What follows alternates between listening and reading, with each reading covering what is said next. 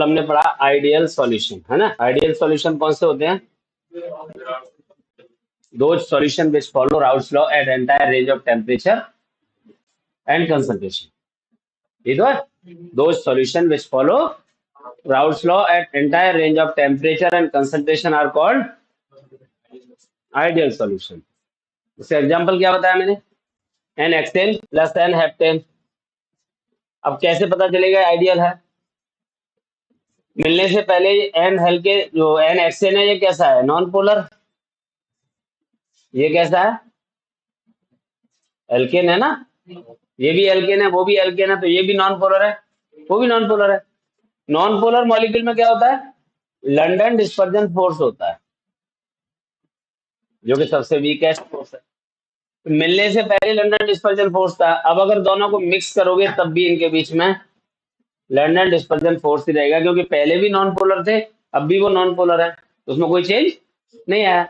तो अगर force of attraction में कोई चेंज नहीं आता है तो वो आइडियल सॉल्यूशन है। तो कल मैंने इसकी बात बताई थी, ए और बी में जो फोर्स है वही ए और बी में, मतलब force of attraction between solvent and solute is equal to solute and solvent. मिलाने से पहले, मिलाने के बाद अगर फोर्स ऑफ अट्रैक्शन सिमिलर रहता है तो ऐसे सॉल्यूशन को आइडियल सॉल्यूशन, ठीक है ना। और भी एग्जांपल बताए थे मैंने इसके, कौन कौन से बताए? बेंजीन प्लस टोलुइन आइडियल का एग्जांपल है। क्लोरोबेंजीन प्लस ब्रोमोबेंजीन, ये भी आपका आइडियल है। मैंने कहा था होमोलोगस सीरीज के कोई से भी दो कॉन्सिक्यूटिव कंपाउंड ले लो, वो सब के सब आपके आइडियल सॉल्यूशन है। इसमें कोई कंफ्यूजन किसी को? कल बता दिए थे तो। अच्छा, इसका ग्राफ कैसे बनेगा इसका? वाई एक्सिस पे ले लिया वेपर प्रेशर और एक्स एक्सिस पे ले लेते हैं मोल फ्रैक्शन। ये वेपर प्रेशर और ये मोल फ्रैक्शन। तो हम लोगों ने वो पढ़ाया कौन सा? Partial vapor pressure of each component in liquid solution is directly proportional to mole fraction of that component. हम दो कंपोनेंट की बात कर रहे थे, ए और बी की। तो partial vapour pressure of A directly proportional to mole fraction of A, partial pressure of B directly proportional to mole fraction of B, ठीक है। तो partial pressure of each component in liquid solution is directly proportional to mole fraction of that component. Proportionally sign हटेगा, P dash से चाहिए, यहां पर क्या होगा? पी डैश बी चाहिए B. According to Dalton's law of partial pressure, according to Dalton's law of partial pressure क्या था भाई? बताओ। P A plus P B दोनों किसके बराबर होंगे? पी टोटल के, यानी पी टोटल बराबर है P A plus P B. इसमें कोई दिक्कत समझ में आ रहा है ना? अच्छा, यहां पर हम ले लेते हैं मोल फ्रैक्शन को। चाय बी मैंने 0 कर लिया, तो यहाँ पे चाय बी को मैक्सिमम लेना होगा। यहाँ पर चाय ए आपका मैक्सिमम है, तो यहाँ पर चाय ए 0 लेना। आपको याद है मोल फ्रैक्शन में दोनों का हमेशा एक बताया था कि चाय बी प्लस चाय ए हमेशा 1 होगा। अगर एक मिनिमम है तो दूसरा मैक्सिमम होगा, दोनों का जो सम है वो हमेशा 1 होगा। यहाँ पर अगर ये मैक्सिमम है तो दूसरा वाला मिनिमम होगा। राउल्स लॉ के according P A directly proportional to chi A है और P B directly proportional to. अगर मोल फ्रैक्शन की वैल्यू बढ़ रही है, 0 से 1 हो रही है, इसका मतलब वेपर प्रेशर भी बढ़ेगा। Chi B directly proportional to P B के है, तो अगर मोल फ्रैक्शन बढ़ रहा है तो वेपर प्रेशर भी बढ़ेगा। अच्छा, दूसरे वाले के लिए मोल फ्रैक्शन मैक्सिमम है, यहाँ पे मिनिमम है, इसका मतलब मोल फ्रैक्शन मैक्सिमम यहाँ होगा, यहाँ पे मिनिमम होगा। तो इसमें मोल फ्रैक्शन मैक्सिमम से मिनिमम हो रहा है, तो वेपर प्रेशर मैक्सिमम से मिनिमम हो गया, और यहाँ पे mole fraction minimum to maximum है, तो ये minimum to maximum vapour pressure. Total निकालने के लिए हमने क्या किया, पी ए प्लस पीवी को ऐड कर दिया, तो पी ए प्लस पीवी को हम ऐड कर देंगे। तो ये हमने क्या किया कि total P A plus PV को ऐड किया। ये ग्राफ किसके लिए है, मैक्सिमम से मिनिमम, मैक्सिमम से मिनिमम किसके लिए, ए के लिए। तो क्या बोलेंगे, P A P dash A चाहिए, और इस वाले के लिए P B P dash B चाहिए। तो ये आइडियल का ग्राफ समझ में आ गया आपको, किसको फॉलो कर रहा है, राउल्स लॉ को। आइडियल की डेफिनेशन क्या थी फिर, दो solution which follow Raoult's law at entire range of temperature and concentration are called, मतलब हर टेम्परेचर हर कंसंट्रेशन पे जो आए राउल्स लॉ को फॉलो करेंगे वो सॉल्यूशन आपके आइडियल होंगे। इसमें एक बात का ध्यान रखना, ये दोनों बिल्कुल बराबर के नहीं होंगे, यहाँ गैप ज्यादा है यहाँ गैप थोड़ा कम है, क्योंकि दो मॉलिक्यूल में 100% सिमिलर फोर्स ऑफ अट्रैक्शन नहीं हो सकता, थोड़ा बहुत तो उसमें डिफरेंस आता है। तो थोड़ा बहुत फोर्स ऑफ अट्रैक्शन का डिफरेंस होगा तो उनके वेपर प्रेशर में भी डिफरेंस आ जाएगा। तो ये जो ऊपर वाली लाइन है वो हमेशा प्लेन नहीं होगी, थोड़ा सा इंक्लाइंड होगी किसी भी साइड में। समझ में आ गया, बनाइए इस ग्राफ को, फिर मैं इसकी प्रॉपर्टी बताता हूँ। फर्स्ट प्रॉपर्टी होगी mole force of attraction between solvent solvent and solute solute is equal to solute and solvent, मतलब मिलने के पहले और मिलने के बाद जो फोर्स ऑफ अट्रैक्शन है वो बराबर रहेगा। ये है आइडियल सॉल्यूशन का, ठीक है। जब फोर्स ऑफ अट्रैक्शन बराबर रहेगा तो क्या होगा, उस मॉलिक्यूल का जो डिस्टेंस है वो बराबर रहेगा, तो मिलाने के बाद उनके वॉल्यूम में कोई चेंज नहीं है। अगर फोर्स ऑफ अट्रैक्शन चेंज होता है तो वॉल्यूम में चेंज होगा। चेंज क्या होगा, अगर मिलाने के पहले फोर्स कम है, फोर्स कम है तो पार्टिकल दूर दूर रहेंगे, मिलाने के बाद फोर्स बढ़ गया, पार्टिकल पास पास आ गए, वॉल्यूम कम हो गया। तो अगर फोर्स बढ़ जाता है वॉल्यूम कम हो जाएगा, अगर मिलाने के बाद फोर्स कम हो जाता है तो वॉल्यूम बढ़ जाएगा। लेकिन यहाँ पर क्या है, जो फोर्स पहले था वही बाद में है, इसीलिए चेंज इन वॉल्यूम क्या होगा, on mixing change in volume zero. अच्छा, किसी भी केमिकल रिएक्शन में हीट का इवॉल्व होना या हीट की रिक्वायरमेंट होना इस बात पे डिपेंड करेगा कि वो रिएक्शन में कितनी एनर्जी रिक्वायर्ड है और कितनी आपको प्रोड्यूस हो रही है। यहाँ पर आप देखिए, जो फोर्स ऑफ अट्रैक्शन पहले था वही बाद में है, तो जितनी एनर्जी इस बॉन्ड को ब्रेक करने के लिए रिक्वायर्ड होगी उतनी ही इस बॉन्ड के बनने पर प्रोड्यूस होगी।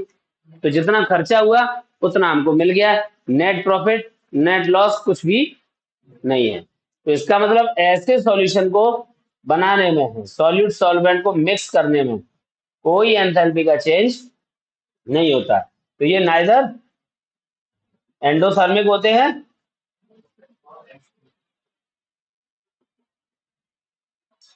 नॉर एक्जियोथर्मिक, तो ना तो एंडोथर्मिक प्रोसेस है ये, ना ही एक्जियोथर्मिक है, तो ना तो हीट इवॉल्व होगी ना ही आपको देनी पड़ेगी। तो ये प्रॉपर्टी किसकी हो गई, आइडियल सॉल्यूशन की। पक्का, non ideal solution,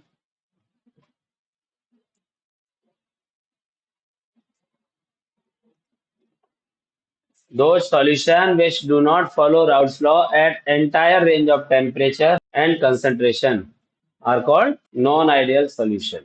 These solutions form azeotropic mixture.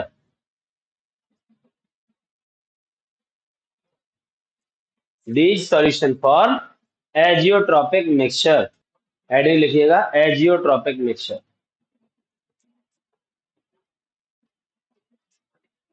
एजियोट्रोपिक mixture जो होता है वो टू टाइप्स का होता है। एक तो होता है मैक्सिमम बॉइलिंग एजियोट्रॉप्स,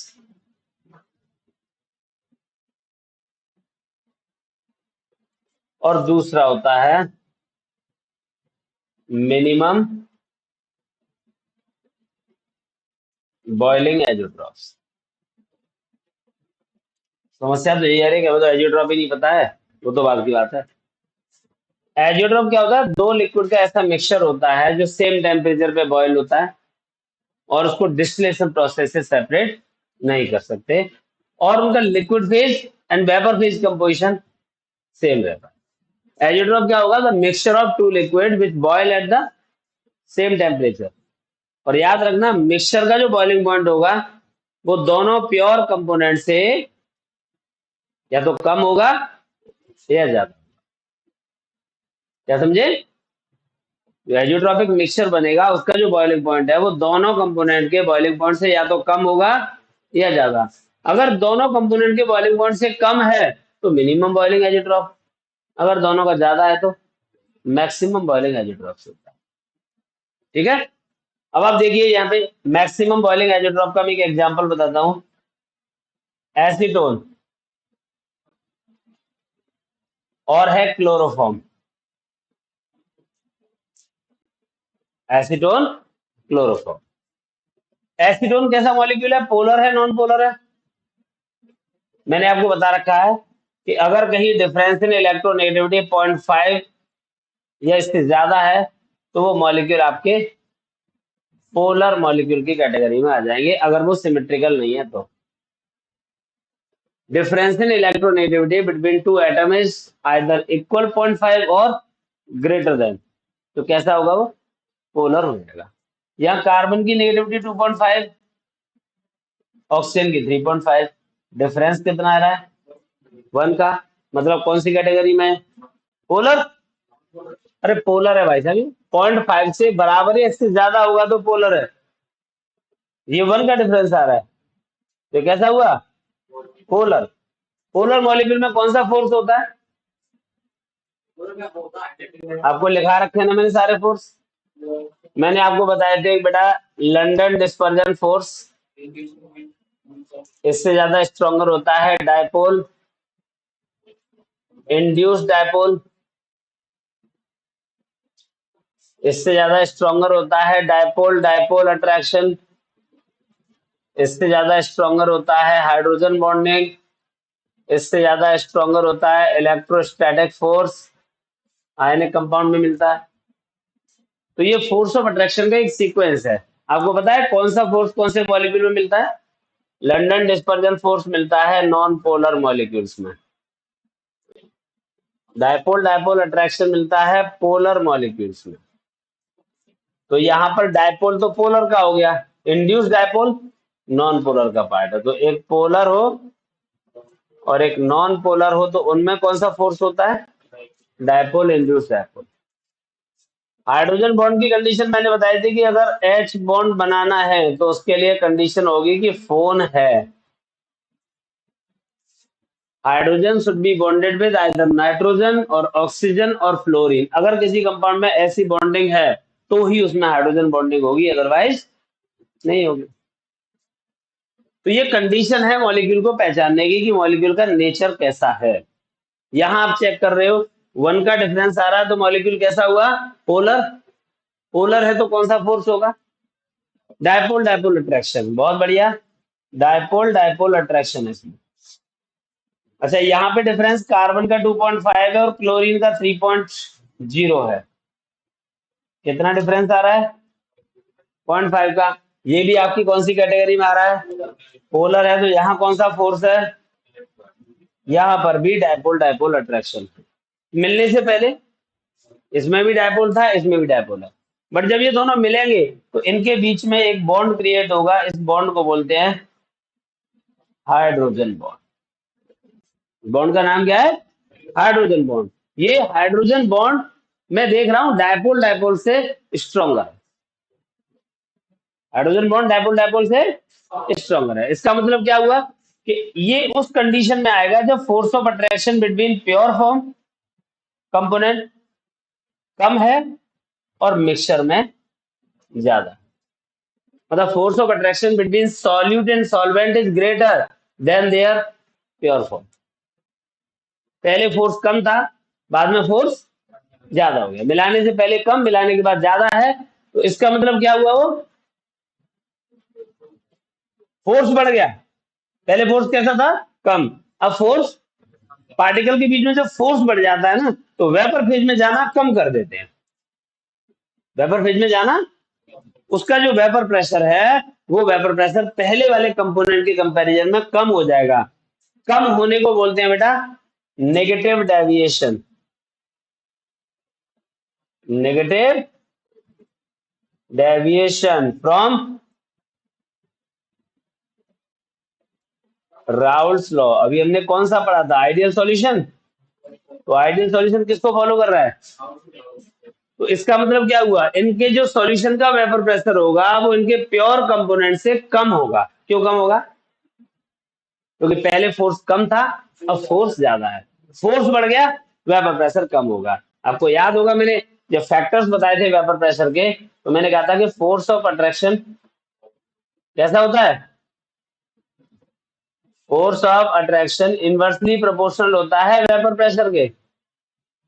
ज्यादा फोर्स ऑफ अट्रैक्शन होता है तो वेपर प्रेशर उसका कम हो जाता है। तो क्या रहा है यहाँ पे? मिलाने से पहले फोर्स ज्यादा, वेपर प्रेशर ज्यादा था, मिलाने के बाद वेपर प्रेशर कम होने को नेगेटिव डेविएशन फ्रॉम राउल्स। अच्छा, अगले केस में क्या देख रहे हो? अगले केस में मैं एक एग्जांपल ले रहा हूं, इथेनॉल और वाटर। इथेनॉल का बॉइलिंग पॉइंट होता है 76 डिग्री सेल्सियस। वाटर का शायद सब जानते होंगे 100 डिग्री सेल्सियस है। 95.5% ये होता है एजियोट्रॉपिक में, और ये 4.5% है। समझ गए? O H, O H, O H है मतलब कौन सा बॉन्ड है इसके बीच में? इसमें हाइड्रोजन बॉन्ड। बहुत बढ़िया, सही पहचाना है। इसमें भी ओ एच, तो यहां पर भी हाइड्रोजन बॉन्ड। बहुत अच्छी बात। लेकिन मिलने के बाद आप क्या देख रहे हो? मिलने के बाद भी हाइड्रोजन बॉन्ड है। जो फोर्स पहले था वो हमें बाद में दिख रहा है। भाई आपको दिख रहा है? आप जरा ध्यान से देखिए, मॉलिक्यूल जितना बड़ा होता जाता है ना, हाइड्रोजन बॉन्ड का मैग्नीट्यूड उतना कम होता चला जाता है। H2O छोटा मॉलिक्यूल है, इसमें हाइड्रोजन बॉन्ड ज्यादा होगा। इथेनॉल उससे बड़ा है, इसमें मैग्नीट्यूड कम होगा। मीथेनॉल में ज्यादा हाइड्रोजन बॉन्ड होता है, इथेनॉल में उससे कम होता है, प्रोपेनॉल में और कम होता है, ब्यूटेनॉल में और कम होगा। 6 कार्बन तक तो हाइड्रोजन बॉन्डिंग प्रॉपर काम कर रहा है, वाटर में सॉल्युबिलिटी दिखा रहा है। उसके बाद वाले कंपाउंड में हाइड्रोजन बॉन्डिंग इतना वीक हो जाता है कि वो हाइड्रोजन साथ वाटर के साथ हाइड्रोजन बॉन्ड भी नहीं बना पाता और वो इनसॉल्युबल हो जाता है। समझ गए कहानी? मीथेनॉल जितना सॉल्युबल होगा उतना इथेनॉल नहीं है। जैसे जैसे कार्बन बढ़ते जाते हैं वैसे वैसे सॉल्युबिलिटी कम होती जाती है। रीजन, हाइड्रोजन बॉन्ड फॉर्मिंग की जो टेंडेंसी है वो कम होती जाती है। तो जितना हाइड्रोजन बॉन्डिंग इसमें होगा उसमें इतना नहीं होगा। ये मैं प्रूफ कर रहा हूं। इसका बॉइलिंग पॉइंट क्या है? इसका क्या है? क्यों? इसका ज्यादा क्यों, इसका कम क्यों? बॉइलिंग पॉइंट क्या है? That is the magnitude of force of attraction. तो यहाँ फोर्स ज्यादा है इसीलिए ज्यादा बॉइलिंग पॉइंट है, यहाँ फोर्स कम है इसीलिए बॉइलिंग पॉइंट कम है। जब दोनों को मिक्स करोगे, दोनों 69 डिग्री सेल्सियस पे बॉइल हो रहे हैं। अब ये बॉइलिंग पॉइंट दोनों के बॉइलिंग पॉइंट से कम है, इसीलिए इसका नाम क्या होगा? Minimum boiling azeotropes. मिनिमम क्यों? दोनों कंपोनेंट के बॉइलिंग पॉइंट से कम टेम्परेचर पे बॉइल हो रहा है। इसको मैक्सिमम क्यों कह रहे हैं भाई? ये एसीटोन हमारा 56 पे बॉइल होता है, ये 63.5 पे हो रहा है। दोनों को ऐड करते हैं करीब करीब 79 डिग्री सेल्सियस पे बॉइल होता है। यहाँ पे बॉइलिंग पॉइंट आपने क्या देखा मिक्सर का? दोनों के बॉइलिंग पॉइंट से ज्यादा है। यहाँ बॉइलिंग पॉइंट क्या देख रहे हो? दोनों के बॉइलिंग पॉइंट से कम है। तो दोनों कंपोनेंट्स के बॉइलिंग पॉइंट्स अगर कम है तो मिनिमम बॉइलिंग, ज्यादा है तो मैक्सिमम बॉइलिंग। ये कम और ज्यादा हम डिसाइड करेंगे, मॉलिक्यूल का नेचर डिसाइड करेगा कि उसमें कैसा फोर्स है। अब यहाँ पे आप देखो, कम फोर्स वाले की क्वांटिटी ज्यादा है और ज्यादा फोर्स वाले की क्वांटिटी कम है। इसीलिए जब दोनों को मिलाओगे तो मेजर कौन डोमिनेट करेगा? कम वाला। तो फोर्स दोनों के बीच में वीक हो जाएगा। अगर यहाँ पे उल्टी कंसंट्रेशन होती, ये 4.5 होता है, ये जिसमें फोर्स कम है उसकी क्वांटिटी कम है, इसमें फोर्स ज्यादा है, उसकी क्वांटिटी ज्यादा है, तो यही हमारा इस कैटेगरी में है। लेकिन ये हम नहीं बनाते। एजियोट्रॉप जो बनते हैं वो लिक्विड की अपनी प्रॉपर्टी होती है कि वो किस परसेंटेज पे जाके एजियोट्रॉप बनाएगा।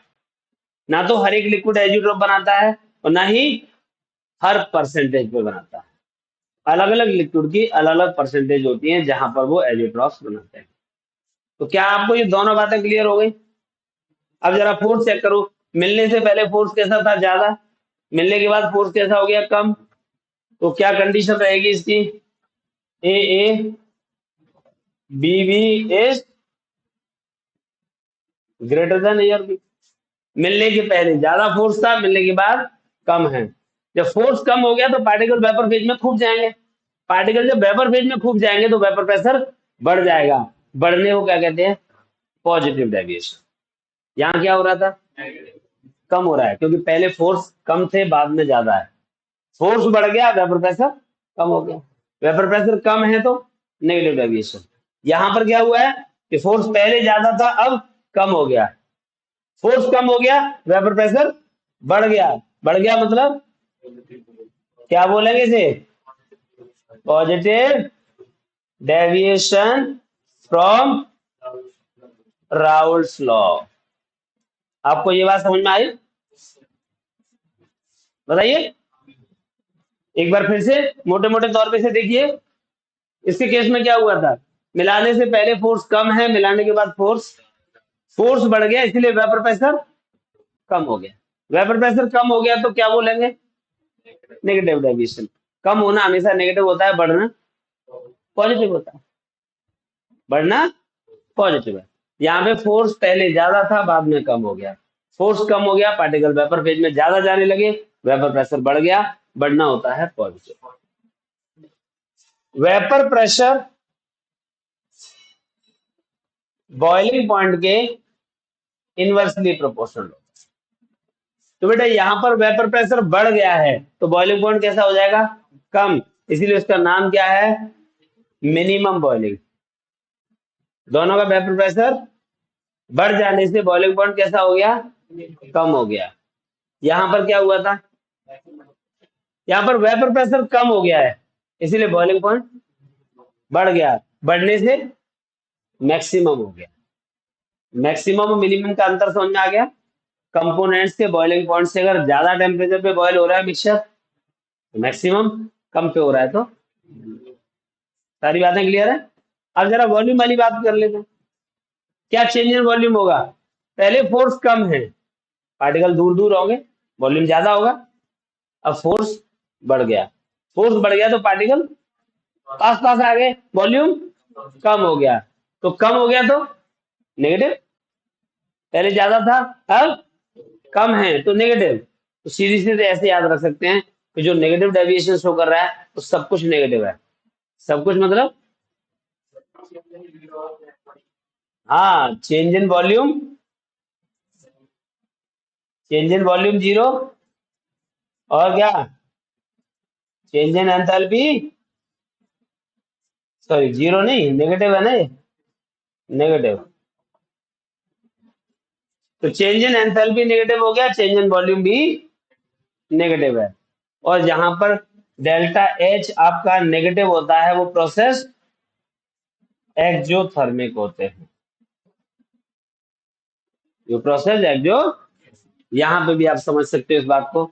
पहले फोर्स कम था तो इसको ब्रेक करने के लिए कम एनर्जी देनी पड़ेगी। अब फोर्स ज्यादा है तो स्ट्रॉन्ग बॉन्ड बनेगा। स्ट्रॉन्ग बॉन्ड बनेगा तो एनर्जी ज्यादा रिलीज होगी। समझ आ गया? इस वाले केस में पहले स्ट्रॉन्ग फोर्स था तो उसे ब्रेक करने के लिए एनर्जी ज्यादा चाहिए। अब नया बनेगा वो वीक बनेगा तो उसमें निकलने वाली एनर्जी कम होगी। खर्चा ज्यादा हो रहा है, मिल कम रहा है, मतलब वो एंडोथर्मिक हो गया। तो जो पॉजिटिव है वो हर जगह पॉजिटिव, जो नेगेटिव है वो हर जगह vapour pressure negative, delta we negative, delta H negative. अब इसके लिए निकालोगे तो क्या होगा? पहली प्रॉपर्टी तो यही, दूसरी डेल्टा मिक्स वॉल्यूम पॉजिटिव। क्यों? पहले फोर्स ज्यादा था, पार्टिकल पास पास थे। अब फोर्स कम है, वो फैल गए तो वॉल्यूम बढ़ गया, बढ़ना पॉजिटिव। डेल्टा मिक्स एच कैसा आएगा? पॉजिटिव। अब ये कैसा था? एक्जियोथर्मिक। ये कैसा होगा भाई? ये एंडोथर्मिक। कोई कंफ्यूजन किसी को? पक्का? देख लो।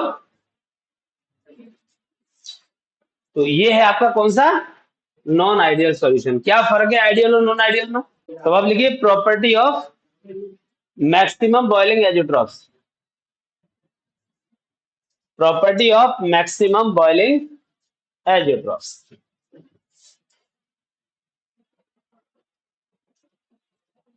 इसी के चलते चलते हम पहले ग्राफ बना लेते हैं, फिर प्रॉपर्टी लिखेंगे। जब आपने आइडियल का ग्राफ देखा था तो इस तरीके से देखा था, वाई एक्सिस पे वेपर प्रेशर है, एक्स एक्सिस पे मोल फ्रैक्शन। मोल फ्रैक्शन में क्या लगा था हमने? चाहे भी 0 है, चाहे ए मैक्सिमम, चाहे बी मैक्सिमम है, चाहे ए 0।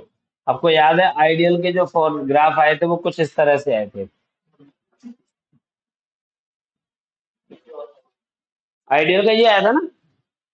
क्या कोई दिक्कत है इसमें? आइडियल का ये ग्राफ आया था। अब इसमें क्या हो रहा है? मैक्सिमम बॉइलिंग है तो वेपर प्रेशर कम हो गया है। कम होगा तो आइडियल वाला जो है उससे नीचे रहेंगे इसके ग्राफ। जब ये दोनों नीचे रहेंगे तो टोटल भी नीचे है। ये किस वाले का ग्राफ है? PV P dash B chi B. ये किसका है? P A P dash A चाहिए। और ये P T P A plus B. ठीक है। अच्छा, प्रॉपर्टीज में क्या क्या था? पहले तो मैंने बता दिया, वही फोर्स ऑफ अट्रैक्शन को लेके बता देंगे हम लोग। क्या रिलेशन आएगा इसमें? फोर्स बढ़ गया कम हो गया? पहले कम था फिर बढ़ गया। अच्छा, दूसरा change in mixing of volume negative. Change in enthalpy बोलो नेगेटिव। एंडोथर्मिक है एक्सोथर्मिक? नेगेटिव है ना? तो जो नेगेटिव है वो हर जगह नेगेटिव होगा आपका। ठीक है, तो ये ग्राफ बना लो, फिर ये प्रॉपर्टी लिखो।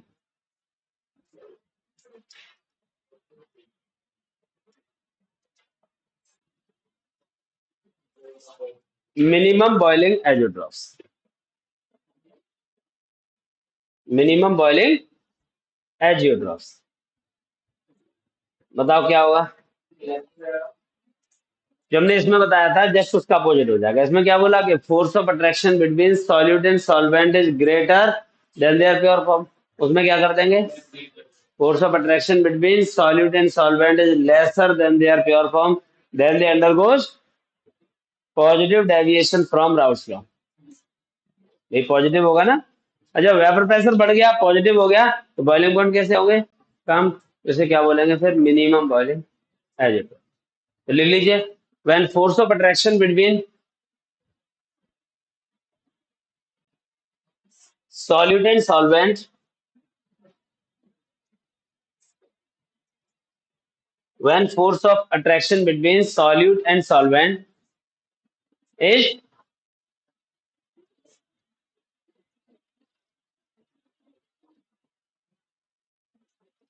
lesser than their pure form. Force of attraction between solute and solvent is lesser than their pure form. Then they undergoes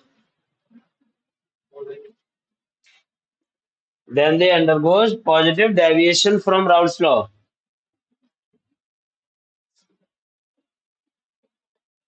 Then they undergoes positive deviation from Raoult's law.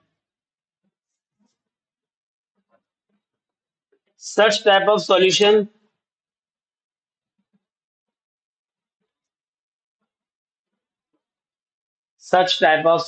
boil at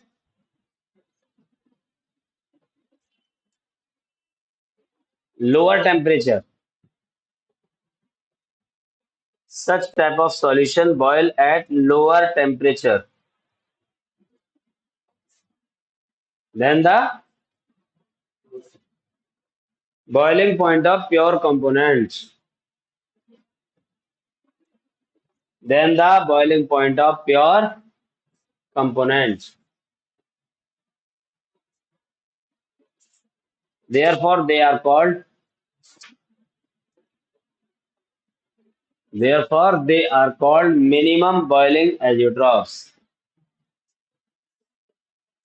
Therefore, they are called minimum boiling azeotrophs. Minimum boiling azeotrophs. ठीक है, example लिखिए इसके। Ethanol plus water,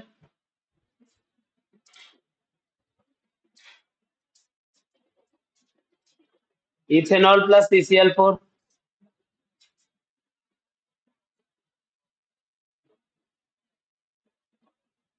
methanol plus CCl4,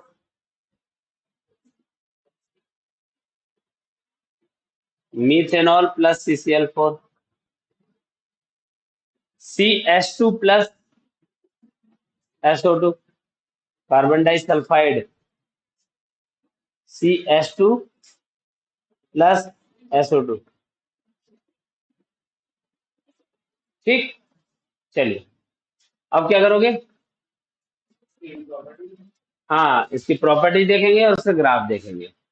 graph में क्या change आएगा भाई? हाँ, ideal वाले में जो हमारी लाइन बन रही है उससे ऊपर आ जाएगा। तो अगर हम पॉजिटिव डेविएशन वाले की बात करेंगे तो ग्राफ कैसा है? यहाँ पे तो वही चाई भी 0 है, चाई ए 1 है, मैक्सिमम, मिनिमम, ये तो आपका मोल फ्रैक्शन वाला हो गया। यहाँ पर इसके वेपर प्रेशर को लिया जा रहा है, ये आइडियल वाला केस।